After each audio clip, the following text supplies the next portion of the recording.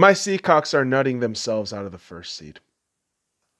And that's extremely disappointing, but that's the NFL for you. You win some, you lose some, but most importantly, you dim some. I'm here to bring some in episode number 304 of the SoundCloud podcast. Not literal dim sum on the podcast, because that would be some future level technology that I have no access to.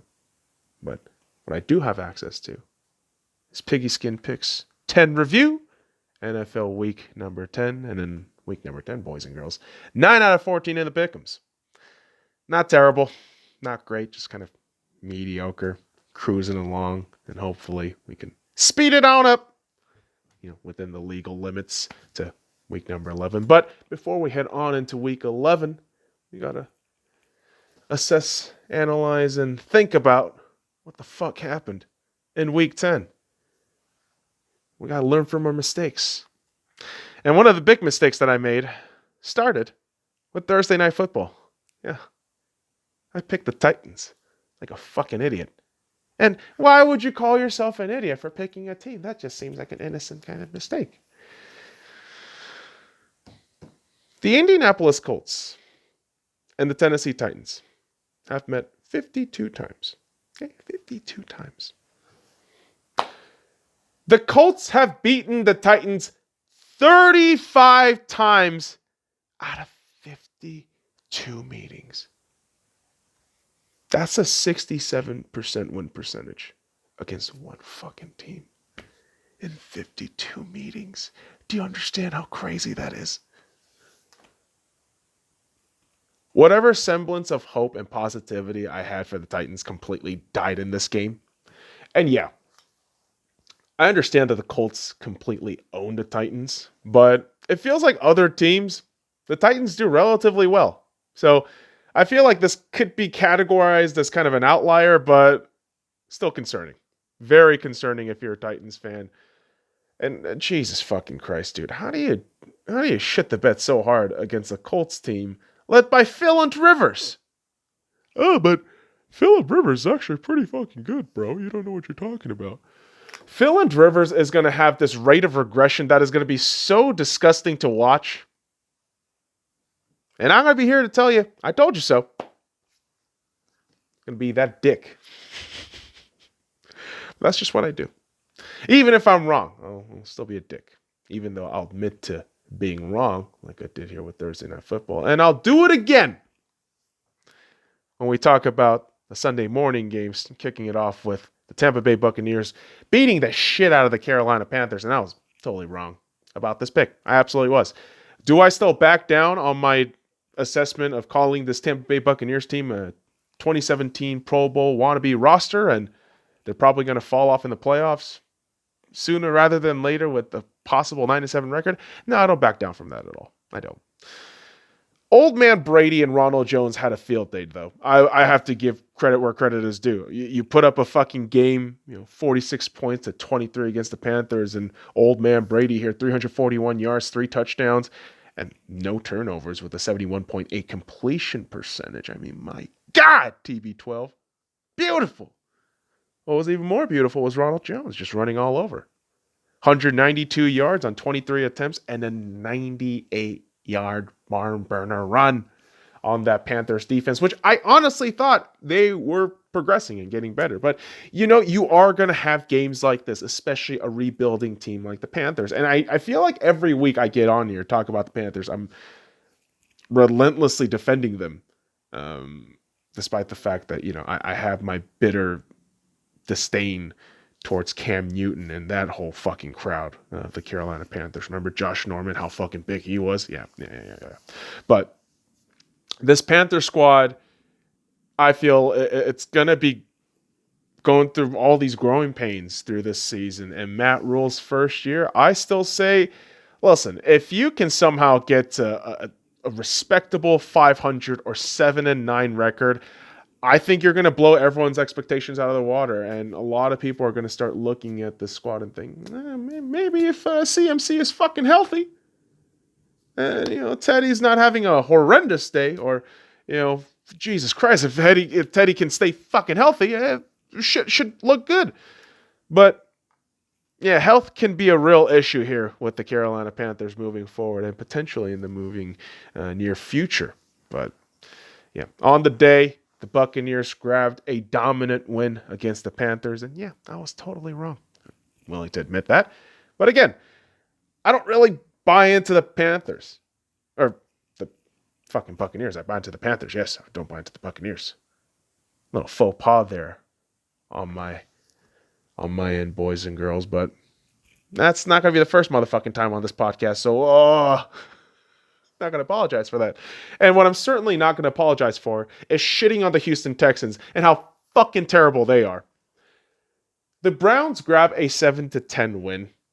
And I got this shit right because, of course, I knew the Browns were going to do better than the Texans. But I didn't realize how desperately the Browns have needed Nick Chubb. And he is back. And he has carried this team to a win in this game. But boy, oh boy, the Houston Texans, I can shit on you all day, but all I will tell you is this. You are fucked for years to come because you kept Bill O'Brien around for that long. Yeah, really think about that for a second. And, I don't really know who runs ownership and all the fucking top level shit over there in the Houston Texans, but y'all are stupid. You know that, right? We'll get to DeAndre Hopkins in a bit when we talk about the Cardinals, but you're fucking retarded, right? I swear, it's like every part of Houston sports right now is falling to the shits. And we all know the Houston Astros never actually won the World Series. Let's be fucking real about that shit. And no, neither did the Dodgers. Nobody has that fucking World Series in 2017. And the Houston Rockets are imploding in front of our very eyes. And the Texans, yeah. Bill O'Brien, cancer. And you kept him around for how long? But we win division. Division titles don't mean shit. When you can't win fucking playoff games. When you can't hold the fucking team together. When you, as a head coach / GM, are such a fucking cancer that you send everybody out for pennies on the dollar. It's ridiculous what the squad is going to go through now because of Bill O'Brien. Oh, yeah. You think Deshaun Watson's going to love this shithole in 2 years? Some desperate team is going to chuck a lot of first-round picks at you, and you're going to send away Deshaun Watson because your team fucking sucks. In the city of Houston, man, in terms of sports ball, you fuckers deserve nothing. Hakeem might have been the only legitimate thing there. Oh, JJ. Sure, man. Yeah. Suck up JJ all you want, but Hakeem was the only real winner in Houston. Is that kind of a bitch thing to do? Rag on the city of Houston? Possibly. And don't worry. I'm an equal opportunity hater. I will shit on every fucking city. You give me a little tidbit, you give me a little bit of history and a little bit of time for me to read up on, I will shit on you. That's what being an equal opportunity hater is all about, man. I don't just hate one thing, I hate everything. Can you say that and be fair about it? I don't think so, dipshit. What I'm going to be super fair about is how terrible this next game was on both ends. The Washington Redskins taking on the Detroit Lions. And yes, the Detroit Lions won, got the pick right, 27-30. And would you be surprised if I said the Lions almost blew another lead? No, because it's like the same thing if I said Las Vegas gets hot during the summer. Matt Stafford had a great game. Hooray! You had a stat pad game against a team with no name. No, but you called them the Redskins. I called them the Redskins because no one has the fucking balls to call them the Redskins anymore. So the Washington Redskins almost comes back. Alex Smith doing all his magical hoopla shit, which will amount to nothing because nothing good will ever happen to this Washington Redskins team. You're just watching this fucking disaster unfold for the Lions and think, wow, who actually believes in this Lions team right now? What fucking poor dope is watching this Lions team and thinking, we're gonna Do something. What? No. How? What makes you think that watching this team with Matt Patricia? Is Darrell Bevel still there? Oh my God. Oh. Oh. The Lions are fucking gross, man. But honestly, it's not as gross as the Redskins. Obviously, just this dumpster fire of an organization led by a clown owner who way too young to be on the RIP mark. Unfortunate for Redskins fans, but that's just the way this game works. Ownership and shitty team management. That's how that goes. But I want to make a very early case here for a potential and hopeful exodus for a great player on this Redskins team. Terry McLaurin. For the love of God, please send this guy to a real team. Terry McLaurin is a fantastic wide receiver, and holy fuck, he is going to get wasted in this squad. Eagles, listen. I know you guys suck, and we'll talk about your escapade in a bit. But if you trade for Terry McLaurin, oh man, your offense would actually be rolling a little bit better. I would dare say Carson Wentz would actually be winning games. Is that a little too much? No, it's not. I mean, come on. Rager, Arcega, Whiteside. Who else do you got there? Stop it. If you had Terry McLaurin on this fucking Eagles team right now, my God, they'd actually be winning games outright. Outright. So I'm making my case here. Free Terry McLaurin, please, from this horrendous Washington Redskins team. Washington football team, the team with no names, DC asshole dick fuckers. Get the fuck out of here, bro. And who I need to really grab onto that message of get the fuck out of here is Packers and Packers fans. Packers, grab a 20-24 win against the Jacksonville Jaguars at home. Are you proud of that shit? Are you proud of that shit?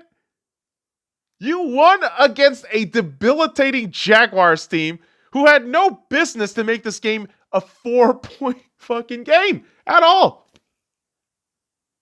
Yet you're going to sit there and tell me Aaron Rodgers, greatest quarterback ever. Oh my God. I don't know why I turned into Louis Armstrong there. Oh, Aaron Rodgers getting all the touchdowns and interceptions because he's a passive-aggressive cunt. Yeah, no, dude. The Packers look really bland. They look really bland. The Seahawks, again. Can we stop with the projecting and deflecting? I'll get to criticizing about the Seahawks in a bit. I opened up calling them the fucking Seahawks for a goddamn reason, assholes. So let me be super fair here before I talk about the goddamn Seahawks and say this Packers team is winning games. Yes, you are adding all those tallies up, and honestly, you look set to win the NFC again in terms of the seeding, not the actual NFC championship. Let's pump the fucking brakes there. But what can you tell me about this team that's so immaculate and great? And you're going to throw every goddamn excuse of injuries, but so the fuck what? It's like defense doesn't matter anymore, right?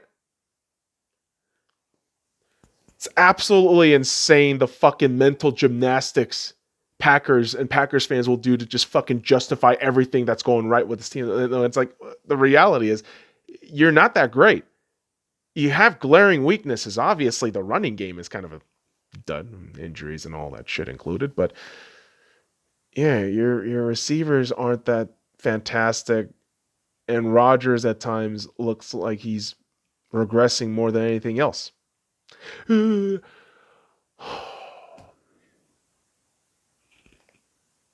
like people can't be objective. It's hard for people to do that shit. And I know it's harder, especially with Aaron Rodgers fans, just because you people are fucking delusional as hell. But Packers grab a win against this shit-ass fucking Jacksonville Jaguars team, which I ask, are you going to do this fucking same thing with Luton that you did with Gardner Minshew, where you trot out the fucking hot thing of the year, then completely toss him out the next season? That's what it feels like.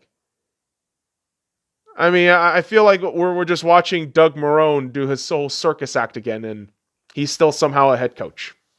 Okay. All right. Great times. Great times. And when we talk about great times, we got to talk about the Philadelphia Eagles. Oh, yeah. Yeah. I totally got this pick wrong, too. The Giants actually beat the Eagles by 10 points, 27-17. And don't let the scoreline fool you. The Giants beat the shit out of the Eagles in the first half. It's actually kind of crazy to think about it, but yeah. Yeah, Eagles. Wow. Wow. Doug Peterson and Howie Roseman is still part of this organization. Why? Why? And you're gonna wrongly blame Carson Wentz on all this shit because why? Why? Huh? And I get it. Carson has his flaws. I mean, he has his terrible fucking moments of trying to be a hero and failing miserably. But you can't fucking blame all this on Carson. It starts from the top. And the GM and the head coach, who hasn't been doing shit since the Super Bowl win, look like prime candidates to be sacked. Like, get the fuck out of the goddamn building kind of shit. But you motherfuckers are so cucked from that Super Bowl win that you're like, oh, we love this guy. We gotta keep him around. And again, we'll talk about the Seahawks in a bit. Trust me, we'll get there. We'll get there. There's a lot of rage there.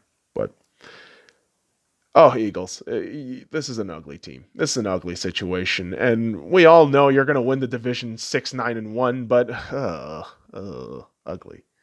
And Giants, wow.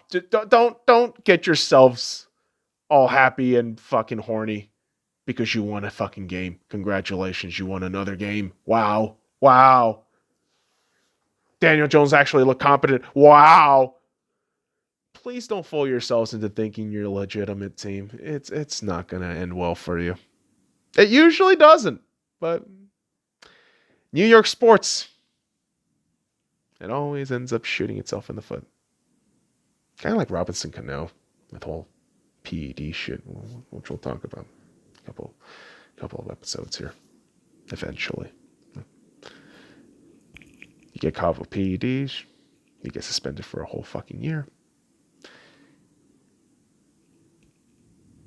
Play the stupid game, you win stupid prizes. That's all I can tell you. Moving on to the afternoon games. Great segue. Yes. But who definitely needs a segue out of this season is the LA Chargers. Because in the Sunday afternoon games, man, oh man. It starts off with the Chargers just getting spanked by the Miami Dolphins. And Tua!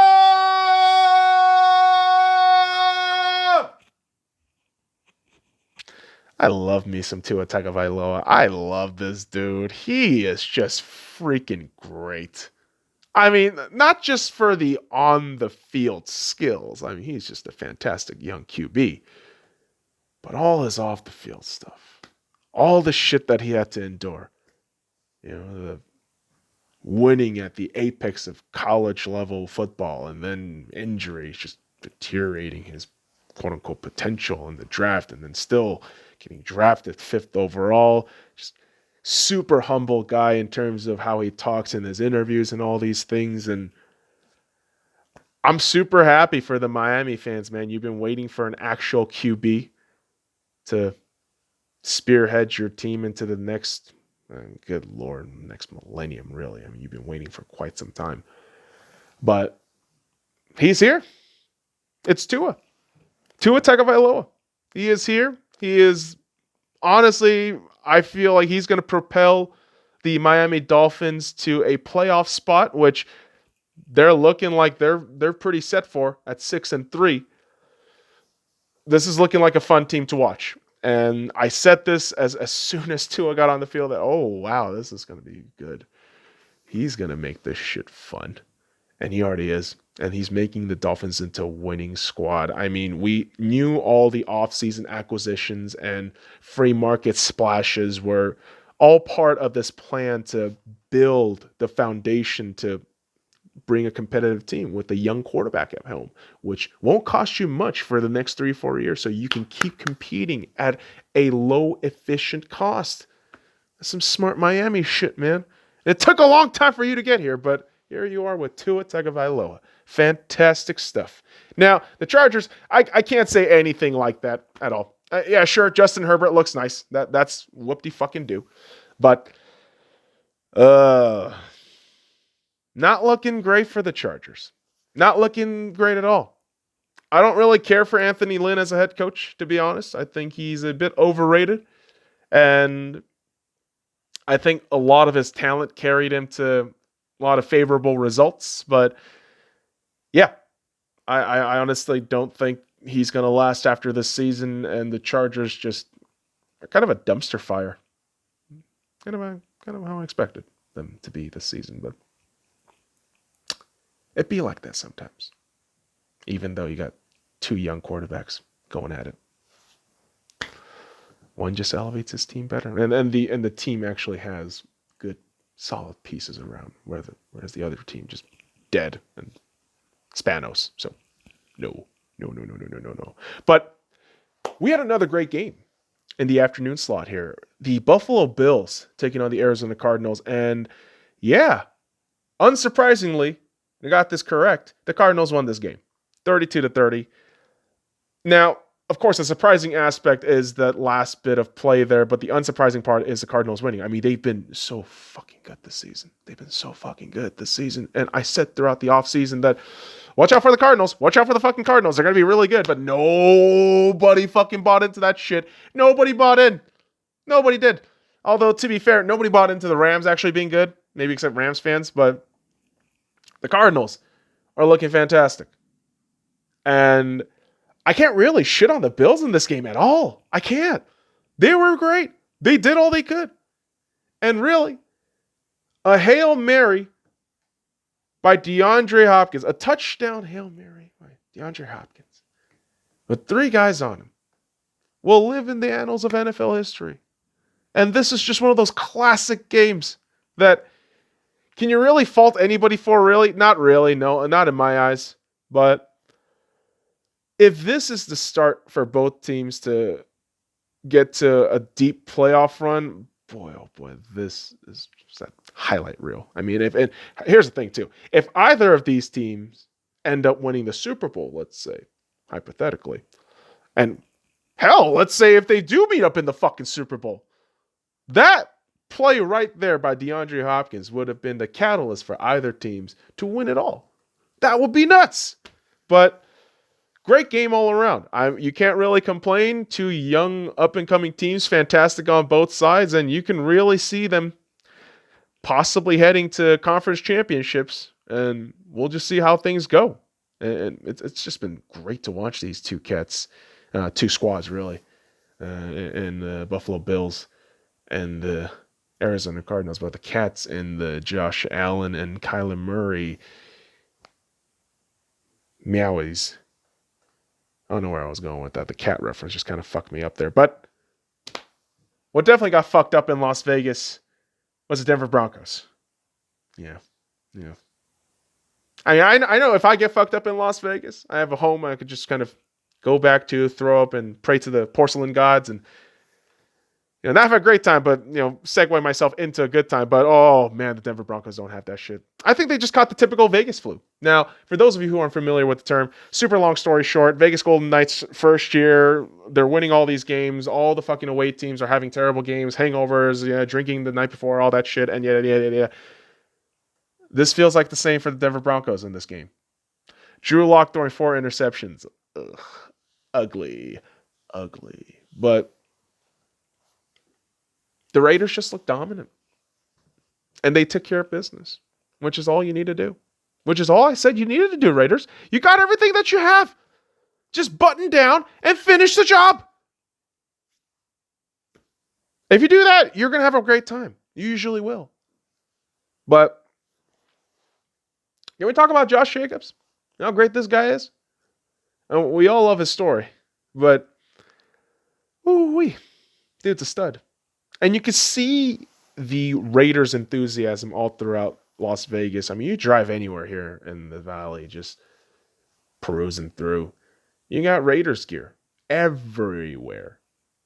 And hell, I mean, the Raiders coming to Las Vegas and them actually stepping towards a winning season. I mean, it's good. It's good for the franchise. It's good for the fans, obviously. It's good for the city. Hopefully one day they'll fucking allow actual fans in there. Well, this bullshit protocol still in place. But Raiders grab a win. A very necessary win against the division rival that hasn't really gone their way a good chunk of times throughout the year. So, yeah, good on you, Raiders. Good on you, Raiders. Keep it going. Keep it going. See where you end up. But man, we all know where the Bengals are going to end up. Usually at the bottom. And I was totally wrong on this pick in terms of the points. I was right about the Steelers winning this game. We all knew they were going to win, but I thought the Bengals were going to make it closer than the 10-36 scoreline. Oh my God.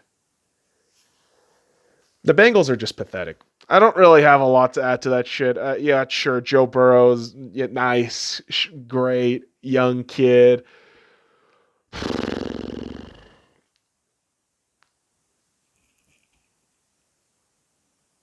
Draft some fucking pieces for Joe, please.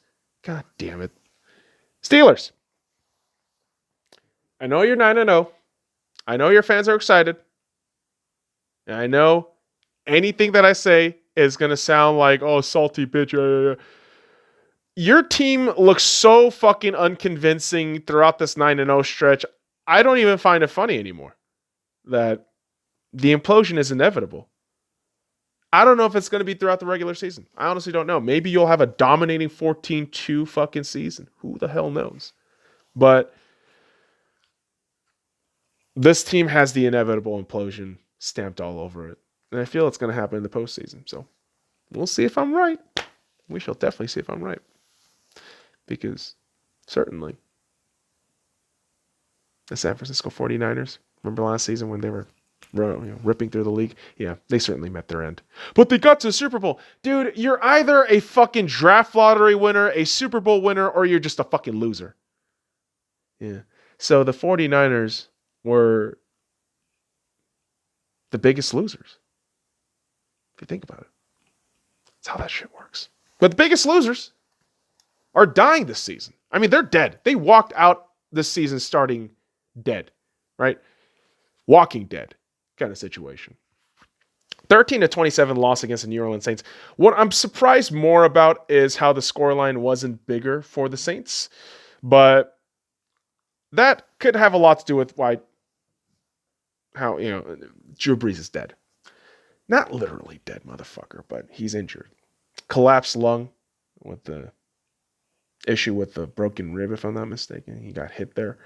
So he won't be available until the playoffs. And we know what's going to happen with the Saints during the playoffs. We all fucking know. They're going to choke. They're going to lose. Probably to like the Vikings or something.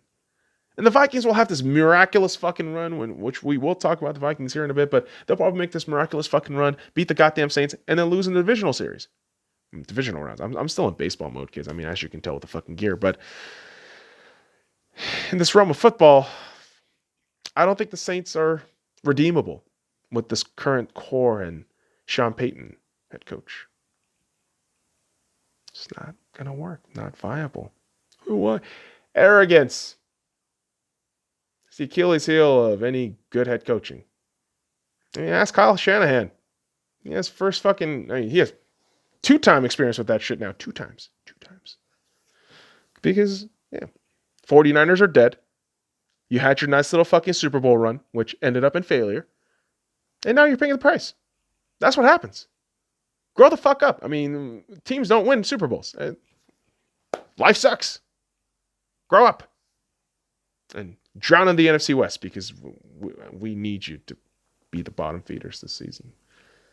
Because holy shit, the NFC West is a goddamn hellhole right now. And yeah, we are definitely talking about the Seahawks right now. Because remember for a bit, where the Seahawks were leading the NFC West, dominating with like a 5-0 start. Now we're third in this division at 6-3. You know who's first? The Arizona Cardinals at 6-3. You know who's second? The LA Rams at 6-3. Yeah. This is a terrifying division.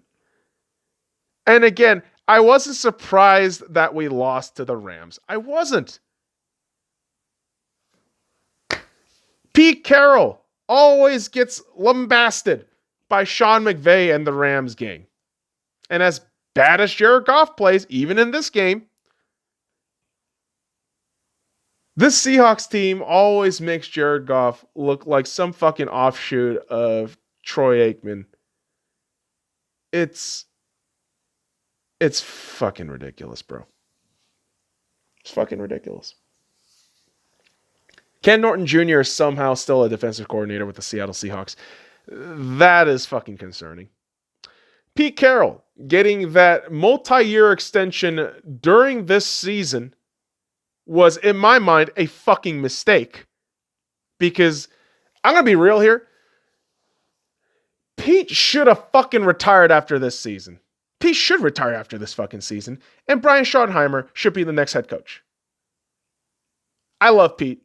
I love everything he's done for the Seattle Seahawks team. If he can work with the team in some other form of capacity, like a scouting head or a director of some fucking draft shit, because you know him and Schneider mix that shit up, and it's beautiful what they fucking print out at times. I mean, especially late rounds. I mean, first rounds we don't talk about. Not too much, unless you're talking about like Bobby or Bruce, technically, and Earl. But boy, oh boy. Maybe it's an emotional thing for me with Pete Carroll and this whole fucking Seahawks team, but holy fuck. You got to figure something out, man. I don't think Russell Wilson is all that healthy. I don't think he's right at all. And this game kind of highlighted a lot of the weaknesses that we saw. Not with Russell's game, just with his actual physical weakness, with his potential injury in my mind. And yeah, Rams beat the shit out of us. Hate it, even though I'm wearing the LA gears for the Dodgers. And yeah, funny story. I'm not a fucking Rams fan because when I lived in LA from 1998 to 2004, the Rams didn't exist in Los Angeles. So I had no football presence during my formative years of young sports ball fandom. And it was Lakers and Dodgers. So that's all I know with basketball and baseball. I don't follow other teams. Fuck that shit. Monogamist. Started young. Still around like that, man. I mean, as much as the Seahawks are dog shit right now, of course, I mean, they're still 6-3. They've been winning all these fucking seasons. And again, even if they start losing, I'm still going to be a fucking fan because that's how sports monogamy works, bitch. Go Hawks. But we got to snap out of it. Thursday Night Football is approaching at CenturyLink Field against the Arizona Cardinals, and we know that game is going to be a doozy. We know that game's going to be good, although I don't really like the Seahawks' chances, but we'll have to see what happens on Thursday night. But yeah, good on the Rams. They beat the shit out of the fucking Seahawks. They actually inspired me to make a pretty damn good meme video, so can't really hate on it too much. Although I could still hate on the Rams. I fucking hate the Rams. Malcolm Brown. Just cream pieing all over us. I hate it. Hate it. Hate it. What I also hated was Sunday Night Football. As I spill my water there like a fucking idiot. Who's also been kind of spilling their productivity is Lamar Jackson. And being wrong about this pick, I'm not salty at the Ravens, losing 17-23. I'm salty at the fact that all these motherfucking bitches were talking about Lamar Jackson like he's the greatest fucking quarterback, yet what's happening right now? Regression to the means. Yeah. I feel like in the postseason, we get to kind of see what Lamar Jackson actually is as a quarterback. Great runner. Decent enough thrower, but not tremendously great, and he will cough the ball over if you apply enough pressure and get at him. And that's not all to do with Lamar. You could definitely bring up how Harbaugh's a little bit of a arrogant fuck at times with the play calling, but Yeah, man. I always say this. The MVP doesn't mean shit. It's a narrative fucking award. Matt Ryan and Cam Newton's won MVP awards. Lamar Jackson has won an MVP award. It doesn't mean shit. It doesn't mean you're actually winning fucking games right now, right? Just resting on your fucking laurels. Where is that getting you? Nowhere. As with the Patriots, dude, surprising. Very surprising. Everyone's dead and you still pull this off. Good shit. And yeah, I don't think Cam's all that great, but on this day, you got it right. That has to feel good. Getting shit right. It does, right? Being right, being validated feels good. I was validated on Monday Night Football when the Vikings won against the Chicago Bears. And this makes it the first time in Kirk Cousins' history he has won a Monday Night Football game. He was 0-9 in his career on Monday Night Football games, man. He finally won. One! In the year 2020. Dirk Cousins has won one Monday Night Football game. That is a fucking miracle. That's an actual miracle. Not in Minneapolis, but in Chicago, where Big Dick Nick is dead. Like he's dead. He's out. And now you're left with who? Tyler Bray and Mitchell Trubisky. Oh, holy fuck. Bears, we knew you were bad, but welcome to the end game where everything's going to fall apart and it's going to suck ass. But that's how football works. Sometimes you win, sometimes you lose. But most of the times you're left disappointed because your team doesn't play up to snuff or the other team just dominates you. Because ultimately, kids, NFL. Parody included. Now, next episode on the Sky Lounge podcast, politics. We are going to get into that shit. All up in there, fingers and tongues. And I'm on Parler, by the way. So if you want to follow at the Sky Lounge on Parler, check it out. I'm posting shit up in there, reposts of Instagram shit. But we all know the battle isn't over for fighting this country. Right? President Trump is still your president. So MAGA, baby. Woo! But I'm out, kids. All right, motherfuckers. I appreciate you dropping by this episode. Follow me at the Sky Lounge on SoundCloud, iTunes, and Google Podcasts. And also check out the Sky Lounge on YouTube, Parler, Instagram, and Facebook. And until next time, kids, fuck off.